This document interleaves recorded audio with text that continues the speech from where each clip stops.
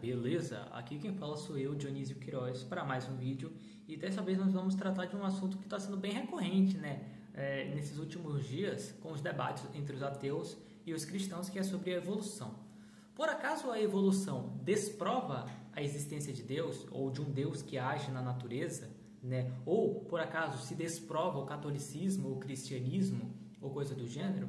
Porque muitos ateus, eles acreditam que, provando que a natureza é suficiente para gerar a vida, que então Deus não seria necessário e, portanto, os argumentos que provam a sua existência seriam supostamente falsos, Ou também porque, como alguns cristãos ignorantes, da própria doutrina, acreditam que, provada a teoria da evolução, o cristianismo estaria falso, eles tentam combater argumentos que são verdadeiros da academia, sem saber que estão incorrendo, na verdade, em erros, em mentiras, ainda que sem querer. Então, os ateus, vendo isso, vendo que alguns cristãos estão combatendo aquilo que é fato, aquilo que é factível, eles se utilizam daquilo que é verdadeiro contra nós, por erro desses próprios cristãos que não conhecem a doutrina. Porque, para nós que somos católicos, não nos é proibido acreditar na teoria da evolução. Tanto é que é dito na encíclica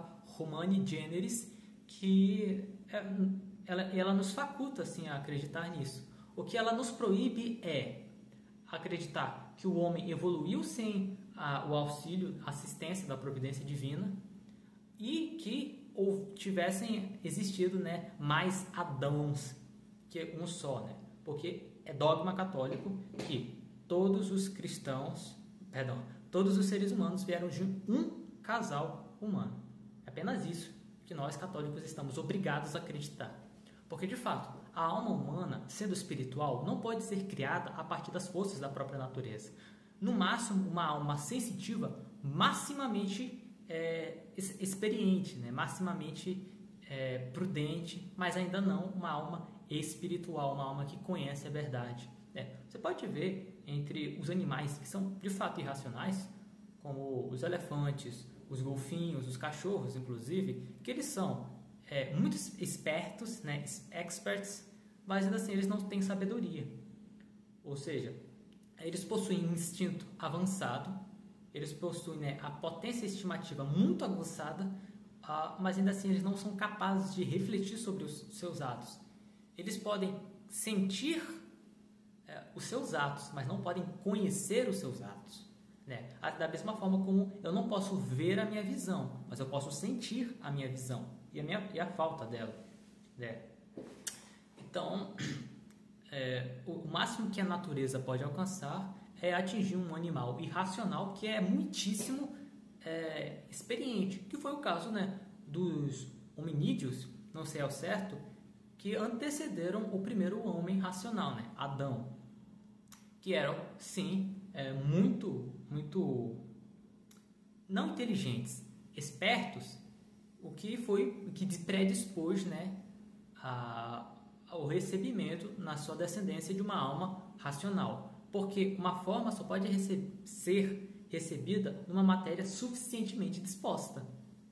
Então, se a matéria for indisposta, a forma que ela vai receber será uma forma fraca. Tanto é por isso que pessoas, por exemplo, que nascem com síndrome de Down, têm um intelecto, mesmo espiritual, muito imperfeito, porque a matéria foi mal disposta,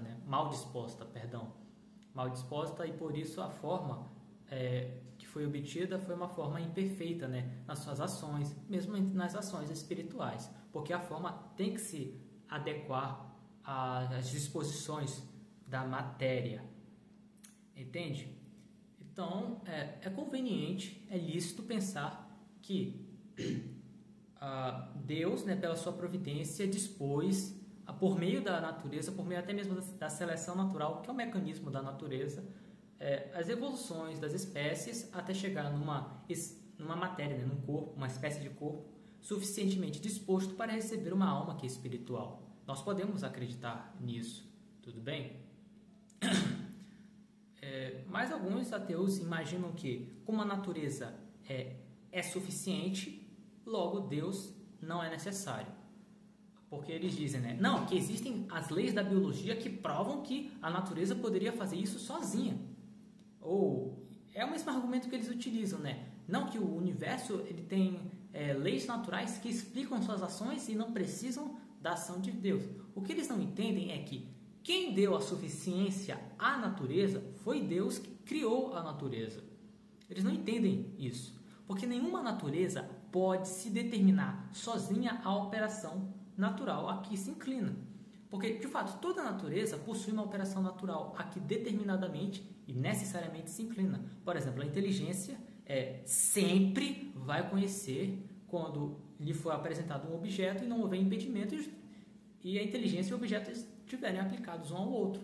É necessário que a inteligência conheça, nesse caso. É impossível que ela não conheça, porque a natureza está necessitada, né? É determinada a ter essa operação que lhe é natural. Então, toda natureza possui uma operação que é necessária a ela, nas devidas condições, né? Só que não foi a natureza que se determinou a essa inclinação natural, porque a natureza está para todas as possíveis inclinações que ela poderia ter, da mesma maneira como a matéria se toma para as infinitas formas a que está em potência.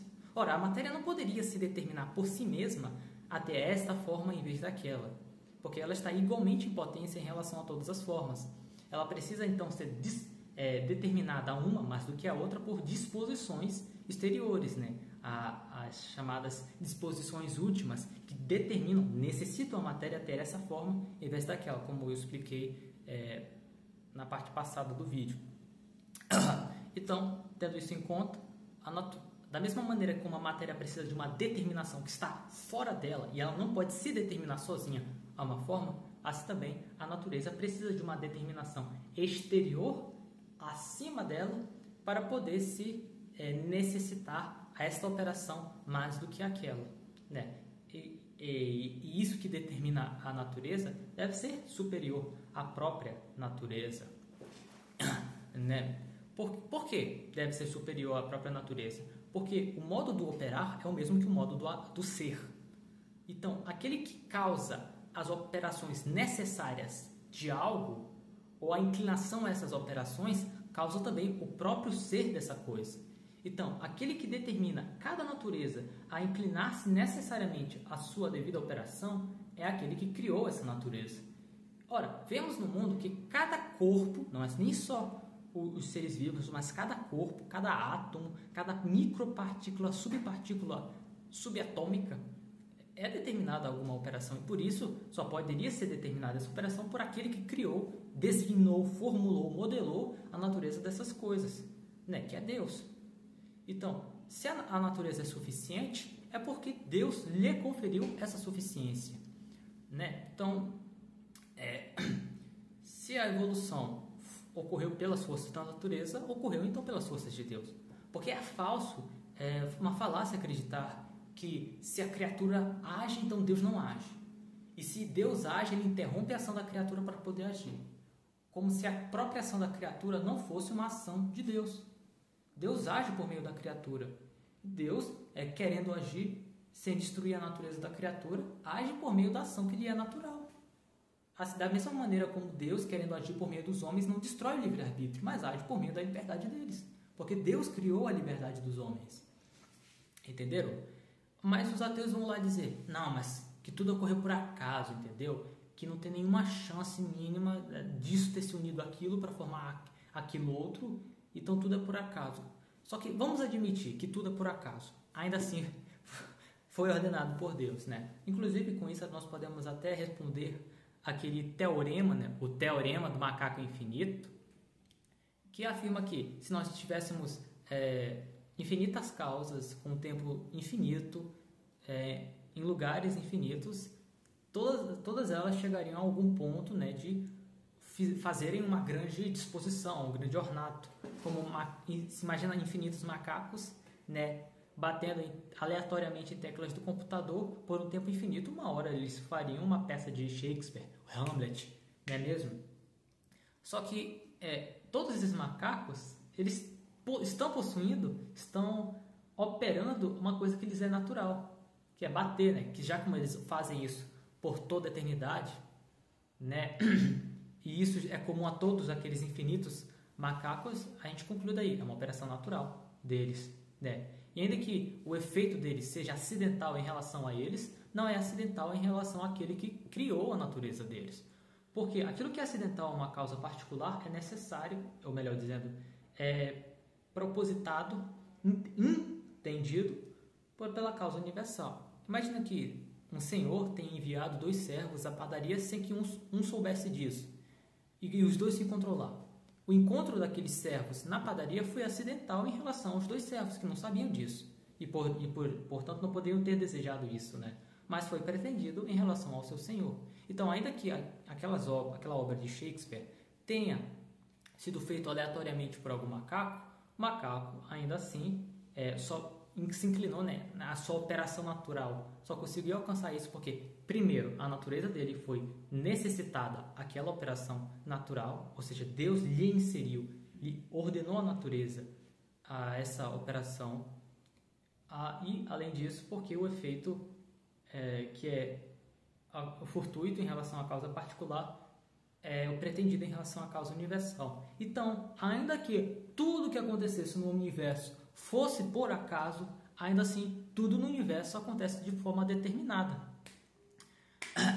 De forma determinada, né? Porque, ainda que seja por acaso que um átomo de hélio não, calma lá, de hidrogênio tenha se unido com outro átomo de hidrogênio para ter formado hélio, e assim as estrelas, e assim as galáxias e coisas assim, ainda que tenha sido acidental em relação aos átomos, ainda assim não foi acidental em relação àquele que fez a natureza dos átomos, pela razão que eu acabei de dar. E isso nós podemos contrair a questão biológica, né, do início da vida e desenvolvimento dela. Tudo bem? Então, os argumentos deles que são: o cristianismo se opõe a isso, que isso é suficiente, já não necessita de Deus, que tudo aconteceu por acaso, então não teve Deus que ordenou isso. Tudo isso cai pelo chão, né? Então eu peço aos cristãos, né, querem que vocês não acreditem na teoria da evolução, joguem a partir dos princípios dele. Admitamos pelo bem do argumento que a evolução seja verdadeira. Ainda assim, isso não refuta o cristianismo, por N motivos, que são os que eu acabei de dar. Entenderam? Então, Deus abençoe vocês, né? Eu consegui fazer esse vídeo. O outro e já ia quase passar dos 20 minutos, mas eu refiz ele, né?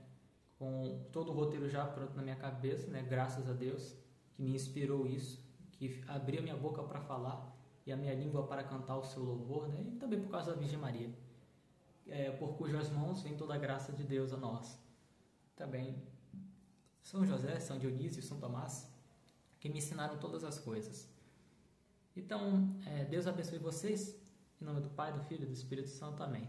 Mande esse vídeo para aquele ateuzinho que acredita que a evolução refuta o cristianismo.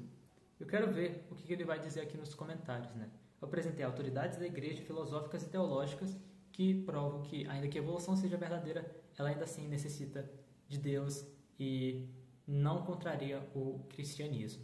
Beleza? Até mais.